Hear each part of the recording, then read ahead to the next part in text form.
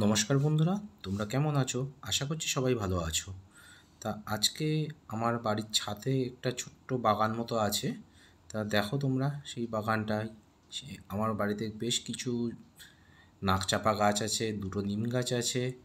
তা ছাদেই এইগুলো করেছি কারণ বাড়িতে আমার অধিক জমি নেই। তা সেই জন্য দেখো ছাদে বেশ কিছুটা আমি চৌবাচ্চা করে আমি বলা ভুল, এটা আমার মা করে গেছিলেন। তা সেই চৌবাচ্চাতে গাছগুলো রয়েছে, সুন্দরভাবে টগর রয়েছে। আর দেখো কি সুন্দর লঙ্কা গাছে লঙ্কা ফলেছে এই বর্ষাকালে। এখন কিন্তু আমার কিন্তু বাজার থেকে ওই 400 টাকা দরে, বর্তমান দর 400 টাকা যাচ্ছে, সেই দরে লঙ্কা কিনতে হচ্ছে না। একটা ড্রাগন ফল গাছও হচ্ছে, কিছুটা সাদা জবা পুঁতেছি। আর এই টবটা অদ্ভুতভাবে দেখো, শিউলি ফুল আর কাঞ্চন ফুল একসাথে দুজনকে পেঁচিয়ে উঠেছে, ঠিক সাপে সঙ্গ ধরার মতন অবস্থা। আচ্ছা, একটু দোপাটি রয়েছে। আর দেখো অফ সিজনে আমার পালংগুলো কীরকম হয়েছিল, একটু কুঁকড়ে গেছে কিন্তু পালংগুলো হয়েছে, আমরা ভালোই খাচ্ছি। এটা আমাদের তুলসী মঞ্চ, তার পেছনে আবার একটা বেল গাছ হয়েছে, আশা করছি বেল বেল পাওয়া যাবে পরের দিকে। এই কুল গাছটা আমরা গত শীতে বেশ ভালোই 7-8টা মতন কুল দিয়েছে, এবার আরও বেশি ফলন আশা করছি।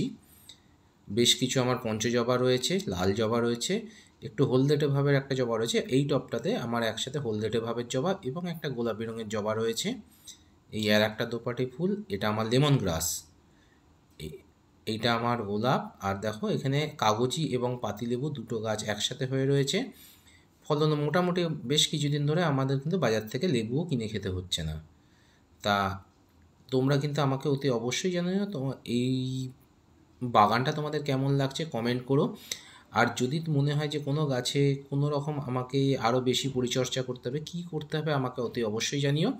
আর তোমরাও কিন্তু নিজের একটু ছোট্ট জায়গা থাকলে এরকম একটা ছোট্ট মতন বাগান করতে পারো। তোমরা যদি এই ভিডিওটা আমার ফেসবুক লিঙ্ক থেকে দেখতে থাকো, তাহলে যারা এখনও আমাকে ফলো করে ওঠোনি, প্লিজ আমাকে ফলো করে নাও, তাহলে নিত্য নতুন এই নতুন ভিডিওগুলো তোমরা দেখতে পাবে। যদি ভালো লেগে থাকে লাইক করো, কমেন্ট করো, শেয়ার করো। আর যদি এটা তোমরা ইউটিউব লিঙ্ক থেকে দেখতে থাকো, তাহলে যারা এখনও আমাকে সাবস্ক্রাইব করোনি, কাইন্ডলি আমাকে সাবস্ক্রাইব করে দাও। লাইক করো, কমেন্ট করো, শেয়ার করো যদি ভালো লেগে থাকে। আর দেখো আমার এখানে কিন্তু পুদিনা গাছও আছে, পুদিনা পাতারও আমার অসুবিধা হয় না, গরমকালে সুন্দরভাবে শরবত খাওয়া যায়। আর এই হচ্ছে আর এক ঔষধি গাছ, সেটা হচ্ছে কালমেঘ। আমার ছেলে খেতে খুব ভালোবাসে, মানে নিয়ে গেলেই পালিয়ে যায়। আর কি বলবো, মানে সে ধরে বেঁধে খাওয়াতে হয়, খাওয়াতে তো হবেই। আর এখানেই কিন্তু আমার ছাদ বাগান শেষ।